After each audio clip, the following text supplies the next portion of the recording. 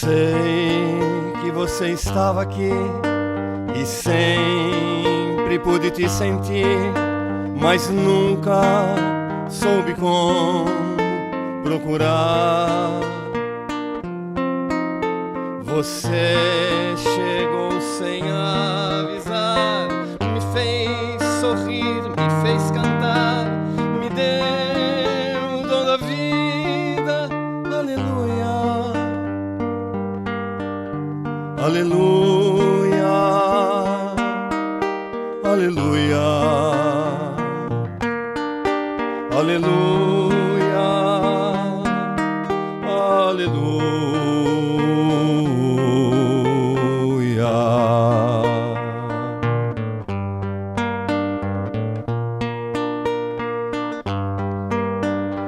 A minha alma se acendeu, o mundo todo renasceu, meu coração agora vive em paz.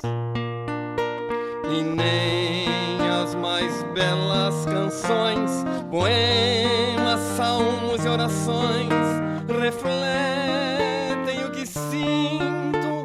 Aleluia, aleluia, aleluia, aleluia, aleluia.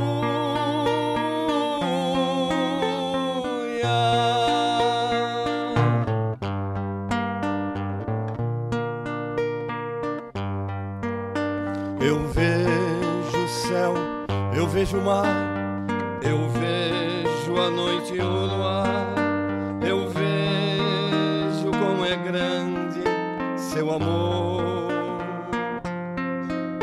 Eu vejo o dia amanhecer, eu quero tanto agradecer, e é por isso que eu canto. Aleluia,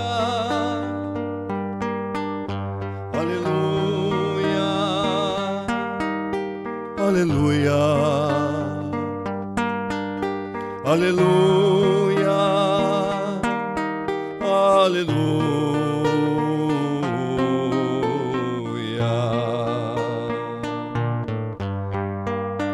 Aleluia, aleluia,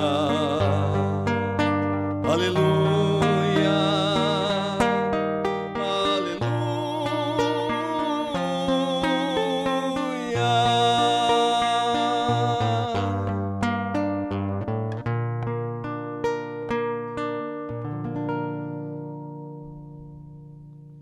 Convidamos agora o nosso irmão Cláudio para que nos traga os ensinamentos da noite, e mais uma vez nós agradecemos a ele pela colaboração. Obrigado, Cláudio.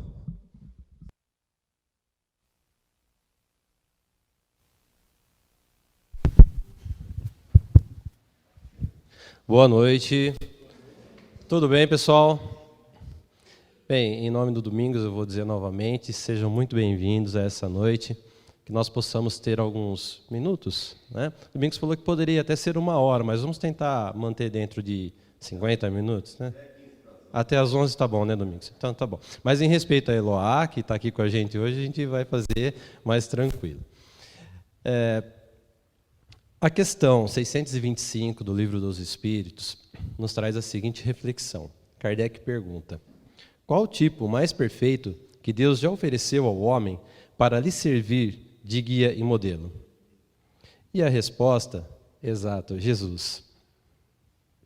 Então, o que os Espíritos da Codificação nos respondem a respeito disso? Para o homem, Jesus constitui o tipo da perfeição moral a que a humanidade pode aspirar na Terra. Deus o ofereceu como o mais perfeito modelo, e a doutrina que ensinou é a expressão mais pura da lei do Senhor, porque o Espírito Divino o animava, e porque foi o ser mais puro de quantos têm aparecido na Terra. Essa recordação dessa pergunta do Livro dos Espíritos nos reporta a um livro que o Emmanuel escreveu através da psicografia de Chico Xavier, A Caminho da Luz. lá tem o primeiro capítulo chamado A Gênese Planetária. Por que eu gostaria de convidar todos nós a fazer essa reflexão? Porque Jesus, ele nos foi oferecido como um modelo mais perfeito, do qual, através dele, nós pudéssemos aspirar, né, o melhor de nós. Nós pudéssemos espelhar nele o melhor de nós, aquilo que nós podemos alcançar neste planeta de provas e expiações, que é um planeta escola, um planeta onde nós estamos, no momento, em transição. Então, para nós recordarmos quem que é esse Divino Mestre que nos abençoou com todo o seu amor, nós vamos relembrar da Gênese Planetária, onde Emmanuel graciosamente, poeticamente, vamos dizer assim, nos recorda dizendo que lá no comecinho, onde existia apenas uma poeira cósmica, lá no espaço, se desprendendo do Sol, através das bênçãos e do comando de Deus, Jesus, nomeado para cuidar desse trabalho, reúne essa poeira, catalisa todos os componentes através da sua vontade e do seu amor e prepara com todo esse amor o que mais tarde viria a ser essa escola de redenção onde nós estamos hoje. Por que esse resgate? Para nós entendermos a importância que tem, a importância que existe e para que nós possamos realmente dar o devido valor de estarmos aqui. De estarmos diante de uma oportunidade renovada de podermos aprender, de caminhar, de nos melhorarmos em busca de nós mesmos. Então Jesus, lá há 6,5 bilhões de anos atrás, aproximadamente, reunindo todas as potências que para nós é até imaginável de como seria isso, através do poder do seu amor e da sua vontade, preparou essa casa para nós. E milhões de anos e milhares de anos depois, ainda se preparou para nos visitar, para nos trazer o Evangelho, para se fazer presente entre nós, para ser o que a questão 625 vem nos apontar. Aquela referência abençoada, né? Aquele alvo que todo mundo precisa ter para encontrar. Como o Evangelho sendo o norte para os nossos pés e a luz para os nossos corações. Observar que o Evangelho é sempre um convite para a observação, para a reflexão daquilo que nós queremos buscar. Então esse enredo que eu preparei agora para a gente lembrar um pouquinho de Jesus é para falar do capítulo 5, Bem-aventurados aflitos. Porque dentro das aflições que nós vamos encontrar as oportunidades, dentro das aflições que nós vamos ter a oportunidade de reconhecer realmente como somos e como estamos. Mas, reconhecendo que Jesus é esse modelo mais perfeito, nós poderíamos calcular que em algum momento ele poderia ter errado uma frase, que dentro dos seus ensinamentos não haveria realmente um ensinamento a ser dado. Seria ingenuidade pensar assim. Porque, diante de bem-aventurados aflitos, nós podemos nos perguntar, mas o que há de bem-aventurança na aflição? Se a aflição é um momento difícil, de complicação, um momento de desafio, um momento de infelicidade, se podemos colocar assim, então o que haveria de bem-aventurança nesse momento? Mas aí tem todo um contexto envolvido, que na época de Jesus, como ele falava por alegorias, mas muito bem colocadas, nós estamos encontrando uma situação onde a bem-aventurança era dos abastados, né? Era de quem tinha todas as condições. Não mudou muita coisa, né? Mas enfim, então Jesus naquele momento falava e se dirigia aos corações dos menos afortunados, que viviam em aflições muito complicadas, e esses menos afortunados nas aflições continuam. Porque cada vez que nós nos deparamos com as aflições da vida, nós nos sentimos mais sozinhos, nós nos sentimos, às vezes, até abandonados por quem a gente mais considera. E, na pior das hipóteses, a gente se sente abandonado por si mesmo. Desacreditado. É nesse momento que nós precisamos considerar as potencialidades do Espírito, que a doutrina espírita vem sempre nos convidar a refletir. É nesse momento que nós vamos recordar da fé, nós vamos recordar da esperança. Nós vamos recordar de que nós não estamos sozinhos, nunca estivemos sozinhos, e que nós não começamos agora. Assim como Jesus, já há 6 milhões de anos atrás, já era o Cristo, com a incumbência de preparar esse hospital-escola para que nós estivéssemos aqui durante há tanto tempo, há tantas reencarnações, nós também começamos há muito tempo já como espíritos. Como o livro dos Espíritos nos ensina, Deus criou o espírito simples e ignorante, todos nós. E todo esse trajeto que nós temos de aspirações, de compreensão e de ensinamento, nos trouxe até aqui hoje. Então, cada um de vocês que estão aqui hoje já são vencedores. Cada um de nós já percorremos um grande espaço de tempo, de lutas incalculáveis, para estarmos aqui hoje. Então, não se deixe abater. Não pense o contrário.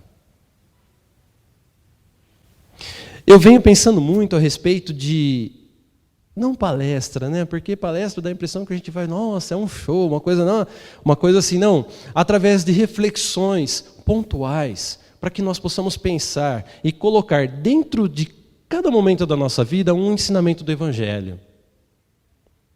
Para que a gente possa avaliar melhor essas mensagens.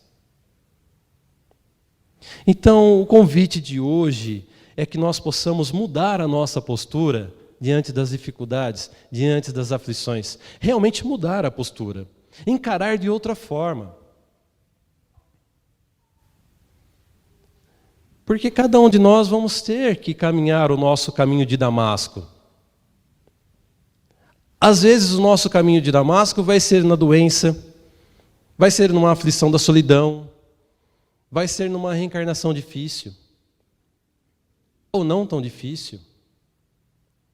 Porque, segundo o livro Céu e Inferno, da Codificação Espírita, nós, diante da nossa atualidade, diante de tudo aquilo que nós fizermos na atualidade, é o que estaremos preparando para o futuro, na espiritualidade e na próxima reencarnação.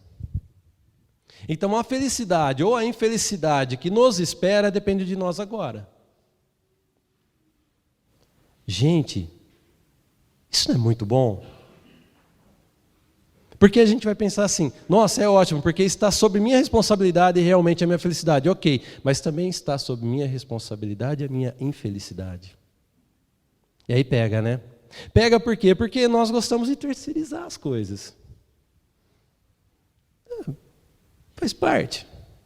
A gente gosta de terceirizar. Tem um jeitinho, né? Não, olha, eu vou esperar um Salvador. Olha, não, eu tenho fé que é com aquele marido que eu vou conseguir, né, dar tudo certo. Olha, eu tenho fé que é com aquela esposa que eu vou fazer tudo certo. Então nós depositamos a nossa responsabilidade de felicidade ao terceiro. E quando nós fazemos isso, quando nós entregamos a nossa felicidade a uma outra pessoa, nós estamos com um problema muito sério. Muito sério. Porque cada um de nós está buscando ser feliz de alguma forma. E dentro dessas formas, as coisas podem mudar.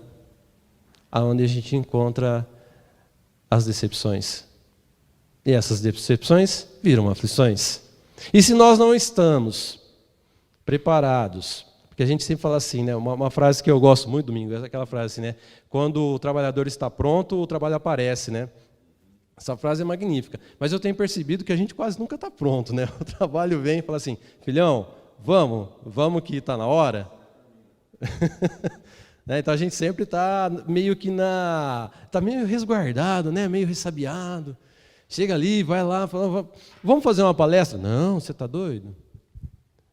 Olha, vamos trabalhar na sopa fraterna, vamos lá conhecer o trabalho.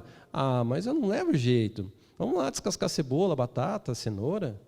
Ah, mas tem muita gente lá? Tem, é bacana. Muitas vezes nós nos confundimos, né? Achamos que nós estamos indo, por exemplo, pegando um trabalho social desse, olha, estou indo lá ajudar a quem está precisando. Nossa, mas que ilusão. Que ilusão. Nós estamos lendo lá ser ajudados. Porque diante da situação e da aflição do outro, ele está me dando a oportunidade de trabalho, de reconhecer a situação, de poder trabalhar um pouco mais com a fraternidade em relação ao outro. E, infelizmente, eu ainda preciso reconhecer que o outro está pior que a minha condição para imaginar, poxa, as coisas não estão tão ruins assim para mim. Infelizmente, ainda nós temos alguns resquícios disso, de precisar enxergar a situação menos favorável do irmão para se reconhecer um pouquinho melhor, numa atitude egoísta. Mas que vai passar. Vai passar. Porque nós estamos em transição.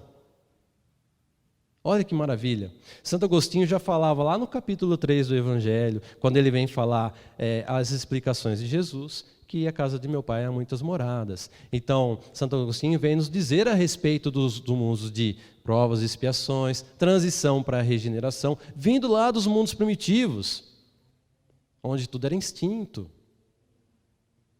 Então, eles vêm nos deixar claro que regeneração é transição, é aquela hospedaria depois de uma viagem longa. Mas não vai ser um salto. Nós não vamos acordar um belo dia e dizer, opa, estamos em regeneração, acabou os problemas, acabaram as aflições. Não, calma, calma. Vamos ter essa oportunidade, vamos ter, mas depende de nós, porque o mundo de regeneração que nós queremos está dentro de cada um. Aí começa a regeneração. É dentro de nós. Aí tudo vai se transformando, vai se materializando, né? E como nós estamos no movimento da lei de progresso, nós temos duas opções: ir ou não ir. Mas ainda assim, a opção é nossa. Se as aflições é um convite para que nós nos transformemos como seres humanos, como pessoas, como espíritos, o convite é feito todos os dias. Vocês já repararam que, às vezes, a gente condena um dia inteiro por conta de 5 minutos? Você acordou, está com a família, teve a oportunidade de dar bom dia para os seus familiares, tomou seu café, vai para o trabalho, passou lá 4 ou 5 horas, 5 minutos de um desafeto. Você chega à tarde em casa, chutando o cachorro, brigando com a esposa, falando para os filhos, brigando com todo mundo por conta de 5 minutos. Aí alguém te pergunta, o que aconteceu? Nossa, eu tive um dia péssimo. 5 minutos. 5 minutos. Percebe? O nosso mundinho no umbigo. Ai, ele falou que meu cabelo está desarrumado. Ai, ela falou que meu brinco está torto. Brincadeira, né, gente? Mas olha, é sério.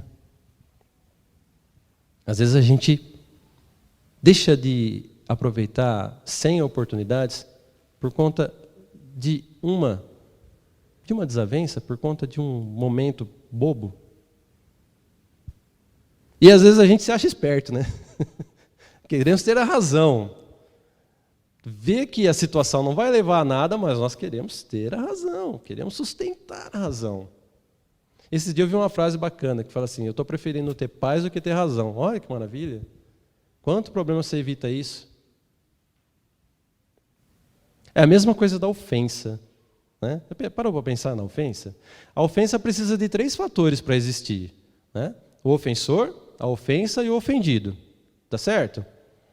Vamos pensar que o ofensor ele está numa condição de incompreensão, vamos dizer assim, onde ele está atacando. Né? Ele está ali, ele está soltando flechada e pedrada para todo lado. Porque de repente está num momento ruim de incompreensão da vida, ele não sabe o que é da vida, não gostou olhou para a minha cara, não fui com a cara do Cláudio, não gostei e tal.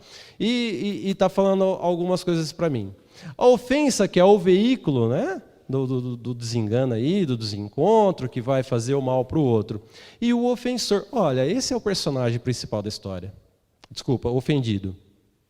Porque é no ofendido que está a oportunidade de mudança.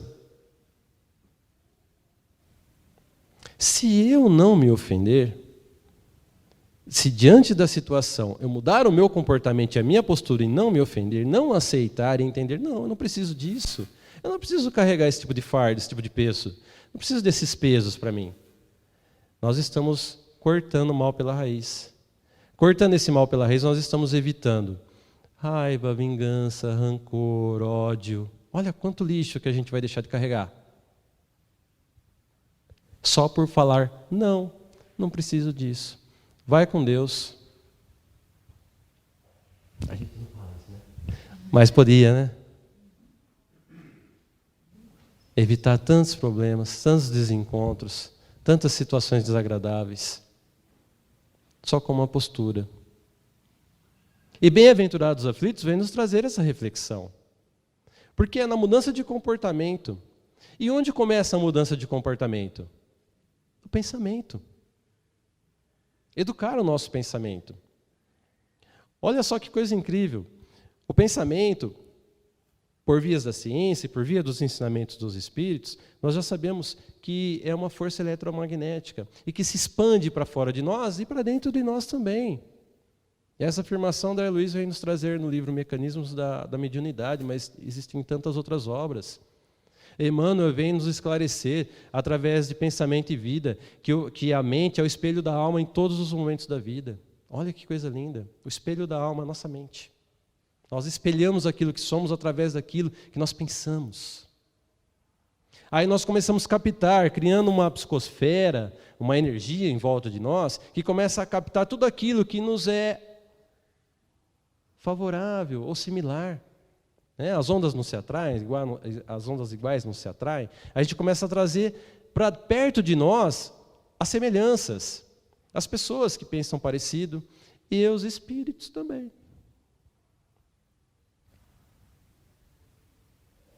E aí o que acontece? Começamos a atrair para o nosso convívio, os pensamentos, a ser rodeado pelos pensamentos que nós mesmos emitimos.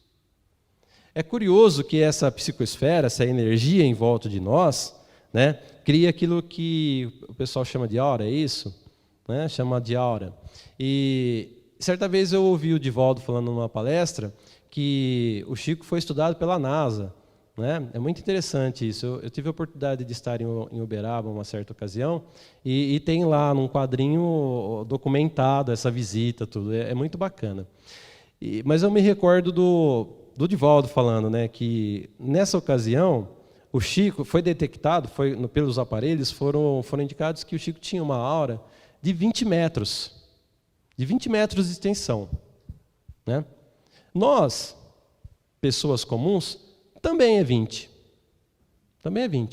milímetros. Quase igual, né? Quase igual. Então, tem ideia? Deve ser por isso que as pessoas que visitavam o Chico diziam que sentia de longe, ia lá visitar o Chico. Gente, eu não tive a oportunidade de conhecer o Chico, e é conterrâneo nosso, contemporâneo, Esteve aí junto com a gente tanto tempo, 92 anos, 75 anos de mediunidade. Brincadeira, gente? Esse homem teve aflições? Eu não listei, mas eu dei uma olhada assim por cima de quantas doenças o Chico teve e eu fiquei besta. De quantas cirurgias, de quantos tratamentos. Sem falar nas dificuldades, nas aflições passadas ainda na infância. Vocês já ouviram falar da história de Jatobá? O Chico, menino ainda, não recordo a questão de idade. Gente, a tecnologia ajuda, mas de vez em quando ela fica incomodando, sabe? Desculpa, viu? Ela quer falar comigo de qualquer jeito. Eu não recordo qual a idade que o Chico tinha no momento, mas são os lindos casos de Chico Xavier. E já faziam 3 dias que Chico estava sem comer nada, estava com fome, estava faminto. E à tardezinha ele ia para o quintal da casa, onde ele fazia suas preces, e a sua mãezinha chegava, João de Deus vinha ali ter com ele, conversar com ele, orientá-lo. E ele disse: mãe, eu estou morrendo de fome.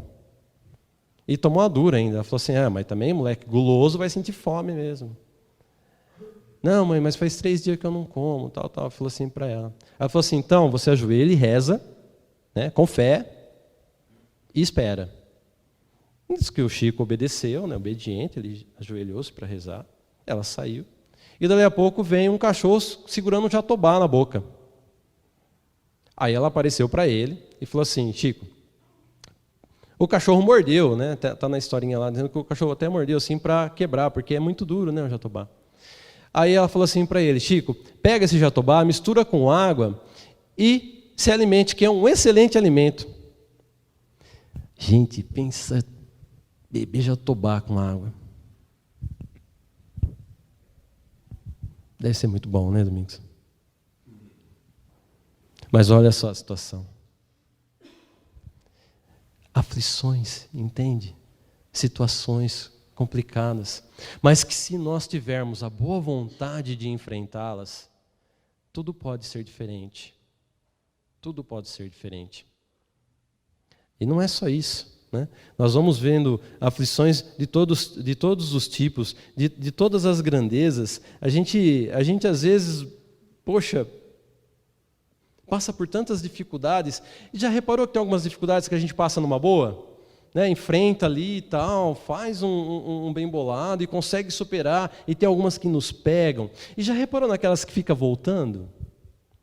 Parece que é uma fitinha lá, passou, daí ela volta de novo. Né? Aí você começa a pensar: poxa, eu não aprendi a lição. Tem alguma coisa de errado.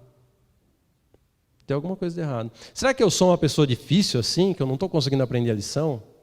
Será que eu estou patinando por quê?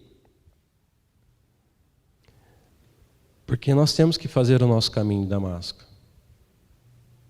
Nós temos que encontrar esse momento de reconhecimento próprio, de sabermos que nós não somos pessoas doentes, pessoas com problemas. Nós estamos passando por um momento onde a aflição da doença nos visita, onde a aflição dos problemas nos visita, mas sempre com um convite.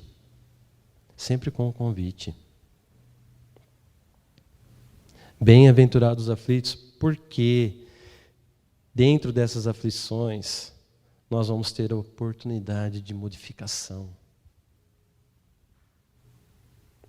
Às vezes tem que ser no cadinho mesmo, tem que ser no fogo. Por que tem que ser no fogo? Porque às vezes nós estamos como ferros endurecidos. É o velho homem, a velha mulher gritando: eu não quero mudar, eu prefiro ficar assim. Mas o espírito que é imortal e sabe da necessidade de continuar, quer mudar. Dentro do seu inconsciente, essa voz vem te dizer: vamos, irmão, vamos seguir. É hora de seguir. Vamos parar de carregar esses sacos de pedra, essas algemas, essas coisas que te amarram ao chão. Alce voos melhores e maiores. Se reencontre. Nós temos capacidades imensas. Precisamos reencontrar isso em nós.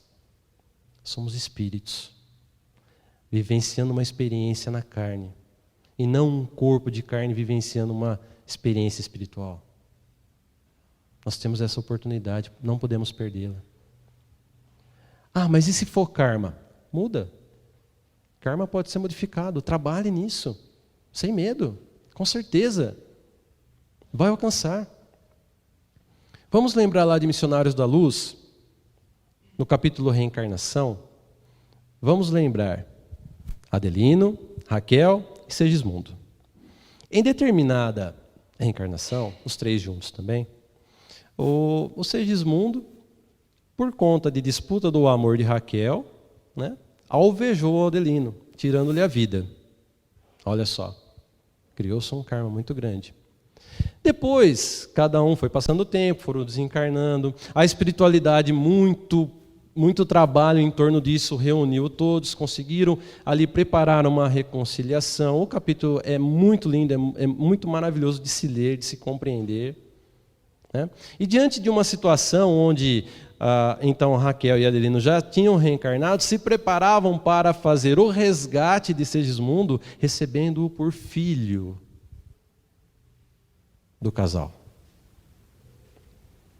Mas acontecia que Segismundo, ao se aproximar do casal, para realizar todos aqueles trâmites de aproximação, para poder preparar a reencarnação, sentia a repulsa do Adelino. Porque Adelino sentia um pavor tremendo da presença dele.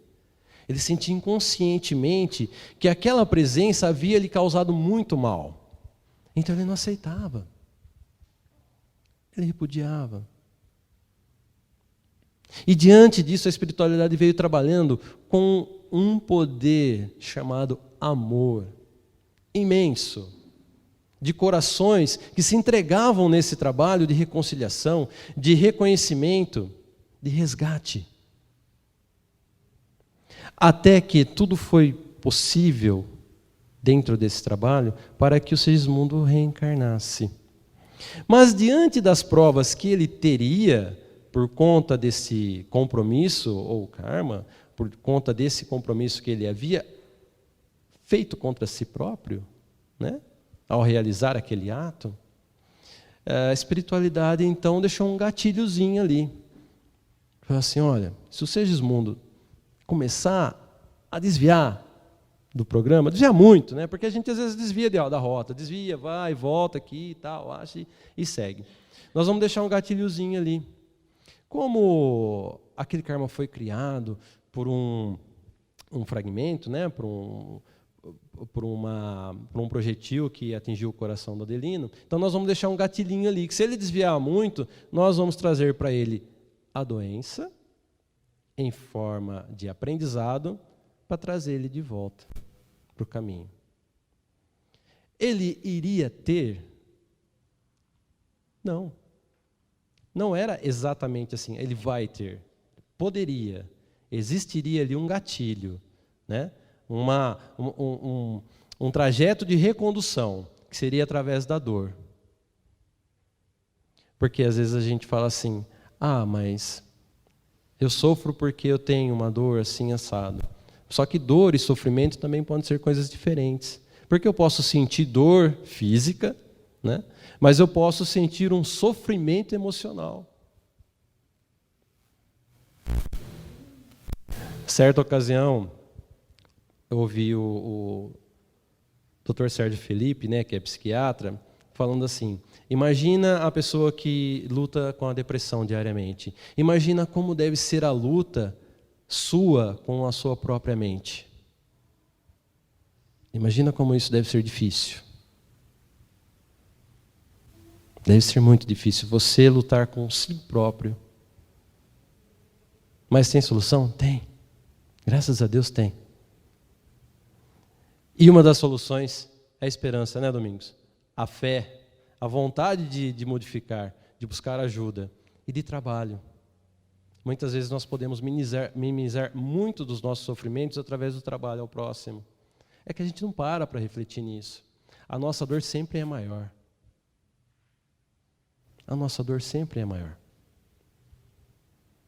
A exemplo da nossa dor ser sempre maior, nós vamos percebendo que há pessoas que vêm no nosso caminho e nos apontam outras direções.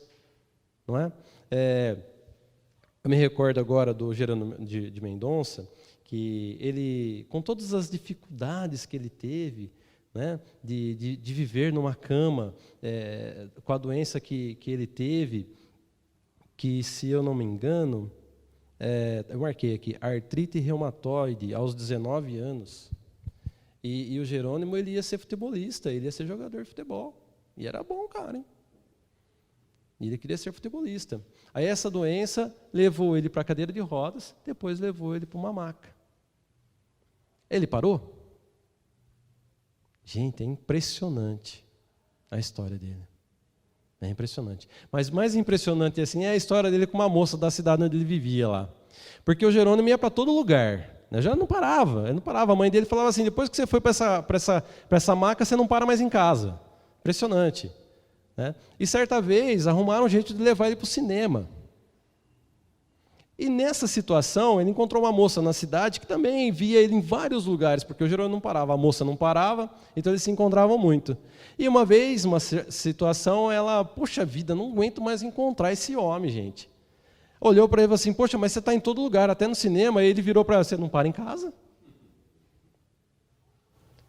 Pensa. enfrentar a vida com essa alegria, nessa situação? Precisa muita determinação. Mas nós temos? Claro que temos. Temos sim. Se nós pensarmos que o nosso caminho de Damasco é o de agora, nós vamos entender que a oportunidade vale ouro. Vale muito ouro. Pense nas mudanças que aconteceu com Paulo. Saulo, né? Saulo. Lá de Paulo e Estevão. Maravilhosa obra. Inclusive eu vi o livro aqui embaixo. Saulo, doutor da lei, um homem rude, sim, difícil, sim. Inflexível também. No passar da sua trajetória ali, encontra Abigail, que veio trazer um bálsamo para a sua vida, onde seu coração realmente encontrou reconforto, onde diante das lutas do dia, onde enfrentava todas as situações que lhe deveria ser austero, voltava para o coração de Abigail, onde encontrava repouso. Mas não sabia o que ia acontecer mais para frente, porque nós não sabemos realmente o que acontece mais para frente. O irmão Gesiel, desaparecido de Abigail, que agora era Estevão, onde Abigail colocava todas as suas forças, energias e esperança de um dia reencontrar o irmão, acaba reencontrando o irmão como? No suplício que Saulo, perseguindo os cristãos, havia preparado.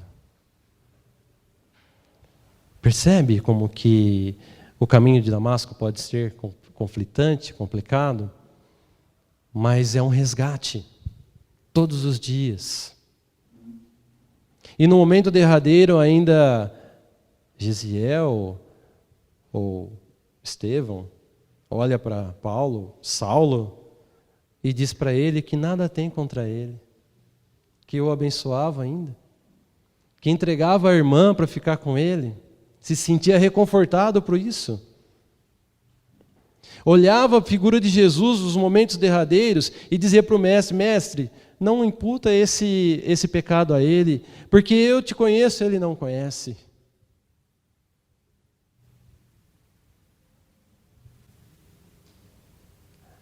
E Saulo, depois ainda, a caminho de Damasco, onde encontrou, teve a visão de Jesus, estava indo atrás de Ananias. Por quê? Porque ele havia convertido Abigail ao cristianismo.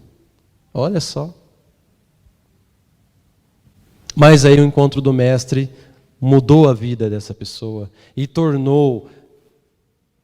trouxe a oportunidade de ser o grande vulto que se tornou dentro da história do cristianismo, dentro de todo o trabalho que fez pelo Cristo, porque no livro ainda a gente tem uma passagem que fala assim, que Jesus olhava para Saulo, consternado diante daquela ignorância toda, mas via nele que se ele lutava com tanto afinco por Moisés, diante de toda aquela confusão no seu coração, imagina o que ele faria por Jesus.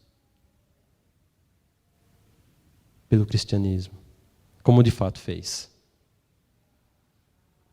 Então, dentro de cada um de nós existe esse Saulo, existe essa pessoa. Precisamos encontrá-lo. Às vezes, o nosso caminho de Damasco vai ser um pouquinho mais pedregoso, mais arenoso. Nós não sabemos, mas depende de nós.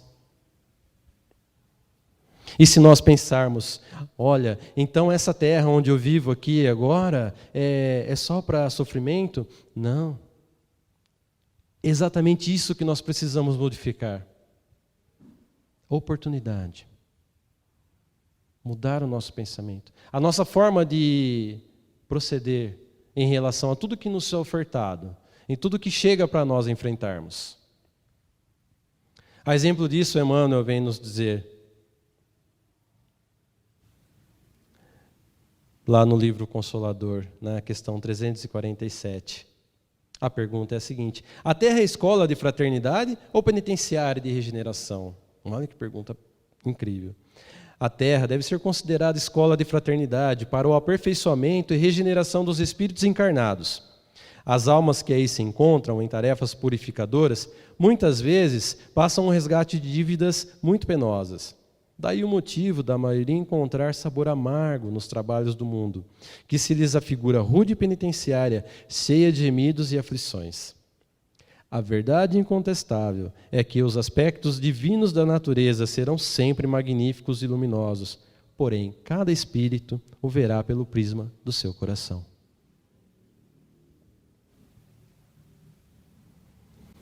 A proposta é modificação sempre, levando em consideração que o Evangelho é sempre uma oferta de caminho, é um norte para os nossos pés, luz para os nossos corações. Buscar essa luz, buscar esse norte, é sempre dar passos melhores em direção a nós mesmos, muitas vezes, mas a um futuro também. Cada aflição que nos é oferecida, cada desafio que a vida nos traz, é uma oportunidade renovadora da nossa fé, da nossa esperança, da nossa resignação. Para não confundir que o Espiritismo vem nos dizer que, olha, eu tenho que sofrer. Não, não. Não é essa a mensagem. Mas a proposta é de que nós estejamos resignados, sim, para compreender que dentro de cada problema ofertado nós podemos melhorar. Nós podemos ser seres humanos melhores, pessoas melhores. Podemos amar mais. Podemos ser exemplos uns para os outros, iluminando a nós mesmos, iluminando a quem está ao nosso redor e trazendo as pessoas conosco, sempre pelo convite do amor, sempre pelo amor. Muito obrigado, muito boa noite.